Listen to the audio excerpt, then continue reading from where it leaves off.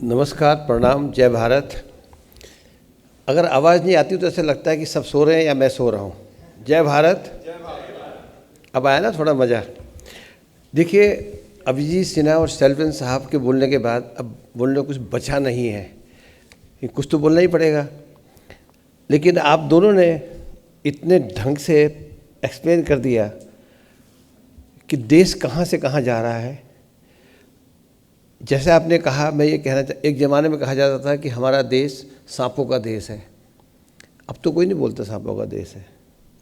बदल गया है देश, हिंदुस्तान बदल गया है, बदल रहा है। और एज ए एसोसिएशन, क्योंकि हम 74 कंट्रीज़ में ट्रैवल करते रहते हैं, तो सबसे पहले कहते हैं ये बताओ कि आपने जीएसटी कैसे इम्प्लीमेंट किया, आपने यूपीआई कैसे इम्प्लीमेंट किया, आपने इतना सारा ऑप्टिकल फाइबर कैसे लगाया, आपकी इकोनॉमी ग्रो कैसे कर रही है। लोगों को समझ नहीं आता, पीपल आर कन्फ्यूज्ड। तो ये हम इस देश के हिस्से हैं, इस प्राइड के हिस्से हैं। सबसे पहले तो मैं धन्यवाद दूंगा अपने आईलॉज के डायरेक्टर फ़हीम हक जी को मौका देने के लिए।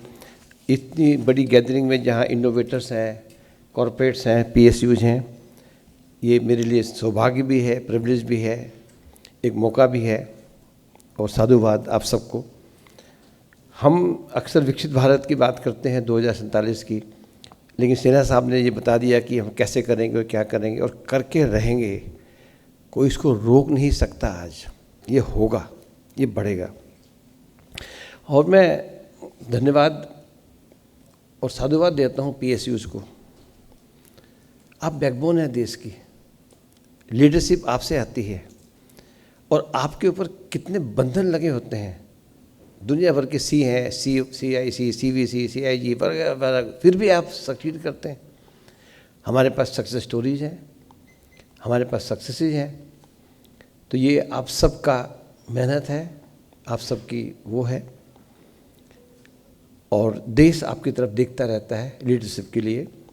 हमारे पास कुछ सक्सेस स्टोरीज हैं। सबसे पहले तो मीटी हब यहाँ है। 76,000 स्टार्टअप्स, आसान नहीं है। मिकॉन के एमडी यहाँ बैठे हैं, आसान नहीं है। स्टील में आपका नाम है। Abhijit Sinha ji, use of doing business, अब तो कोई इसकी बात ही नहीं करता। अब तो ये ख़त्म हो गया है, अब तो हम उससे क्रॉस कर चुके हैं। पर कैसे क्रॉस किया है, ये सक्सेस है। ये सब भी तो पीएसयूज हैं, बट सक्सेस किया। हमारे पास दिल्ली मेट्रो है, दिल्ली में फास्टेस्ट काम किया और कोई डिले नहीं हुई, अच्छा रिकॉर्ड है।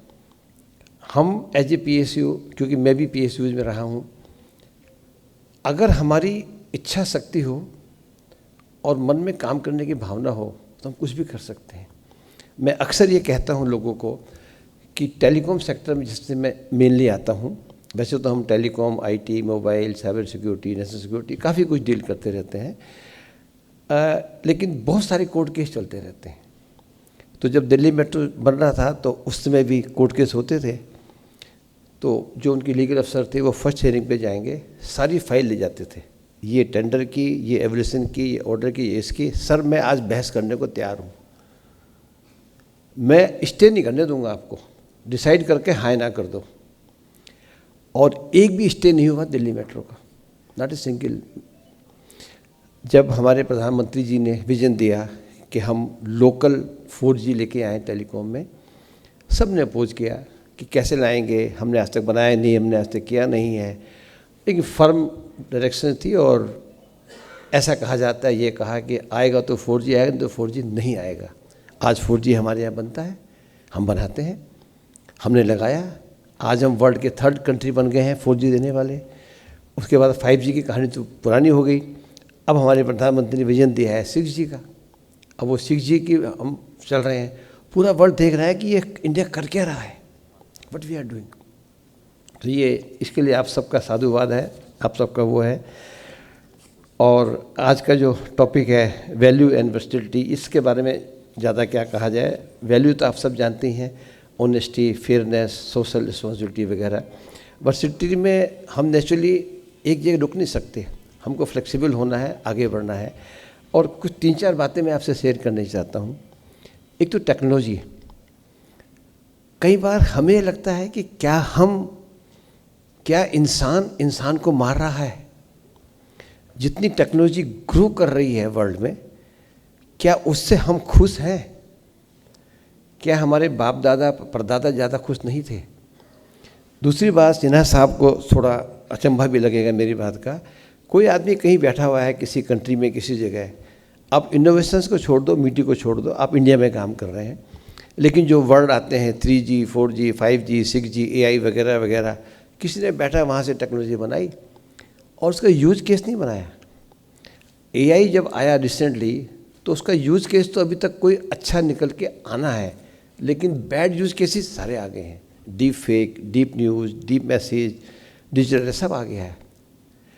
5G हमारा देश वर्ल्ड का सबसे बड़ा देश है जहाँ सबसे ज़्यादा 5G जल्दी लगाए गए, और हमारे ऑपरेटर्स कहते हैं साहब इसकी तो डिमांड ही नहीं है। 5G की पूरे वर्ल्ड में कहीं डिमांड नहीं है। हम AI की बात करते हैं, और क्योंकि मैं 1 लाख कॉलेज से जुड़ा हुआ हूँ, तो हमारी प्रॉब्लम ये है कि अगर आप कुछ भी पढ़ते हैं फिजिक्स केमिस्ट्री जियोलॉजी, तो एक सिलेबस है, एक कंटेंट है, कोई अप्रूव करता है। AI किसने अप्रूव किया है? किसने अप्रूव नहीं किया? किसी यूनिवर्सिटी का नहीं है, किसी कंट्री का नहीं है, किसी का नहीं है। उसकी वजह से हर रोज़ AI बदलता रहता है। आज ChatGPT था, आज डीप फेक आ गया, कल कुछ और, परसों कुछ और आ जाएगा, कोई अंत ही नहीं है। और कहा जाता है हम सबको, कस्टमर को, आपको, PSUs को, हमें बी अवेयर, बी अलर्ट। किससे अवेयर रहूँ? मुझे पता ही नहीं मेरा दुश्मन कौन है, मुझे पता ही नहीं कल क्या आने वाला है। ये टेक्नोलॉजी की प्रॉब्लम है। दूसरी प्रॉब्लम जो हम फेस कर रहे हैं, ये जियो पॉलिटिकल सिचुएशन। एक ज़माना था बहुत साल पहले कि हर कंट्री अपने आप में सक्षम होता था, इंडिपेंडेंट होता था, खाना हो, पीना हो, व्यापार हो, कुछ हो, कपड़ा हो। हमें सिखाया गया कि ये world is a global village. हम ग्लोबलाइजेशन की तरफ चले गए। जैसे ही कोविड आया हमें पता लगा कि एक बटन दबाने पे सब चीज़ बंद हो जाती है। अब हम अपने ऊपर डिपेंड करने लगे, खाना हो, पीना हो, दवाई हो। कोविड ख़त्म हुआ, फिर भूल गए, फिर से शुरू हो गया कहानी कि हमारा ग्लोबल वर्ल्ड है। और अब दोबारा जब USA के प्रेसिडेंट डोनाल्ड ट्रंप ने टैरिफ वार शुरू किया, तब फिर से कहानी शुरू होगी, ग्लोबल होना नहीं होना चाहिए। हम चाहते क्या हैं? हम अपने गोल पोस्ट बदलते रहते हैं, और इसका चैलेंज PSUs पे भी है, कॉर्पोरेट्स पे भी है, गवर्नमेंट पे भी है। मोटा मोटा ये मेरा मानना है एज एसोसिएशन, हमको अपने ऊपर डिपेंडेंट होना चाहिए।